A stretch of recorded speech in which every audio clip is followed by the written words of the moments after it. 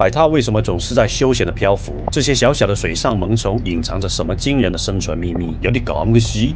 海獭是动物界代谢率最高的动物之一，成年的体重有45公斤，每天需要吃掉超10公斤的食物，相当于自身体重的25%，不然就会因热量不足而狗带。而且它们的皮毛是动物界最浓密的，每平方厘米超过10万根毛发，比人类头发密度高10倍都不止。海獭没有皮下脂肪，全靠毛发来隔绝寒冷，所以会每天花数小时来理毛，不然毛发被弄脏或沾油，就会失去保温能力，条命就会冻过水了。它们的腋下有一个皮囊，可以储存食物或携带石头。进食时仰面漂浮，把胸部当作餐桌，用前爪或石头来敲开贝类进食，就像我们躺在沙发上吃零食一样。睡觉时，它们会手拉手形成海獭筏，防止被海水冲散，也是它们的一种社交行为。更重要的是，它们通过捕食海胆，保护了沿海的海藻林。如果海獭消失，海胆会过度繁殖，海藻林就会被啃光，整个生态系统都会受影响。點會呢？仲有我哋啊嘛！看似悠闲的海獭，其实是和北太平洋严酷的环境作战，每一根毛发，每一块石头，都是它们生存的利器。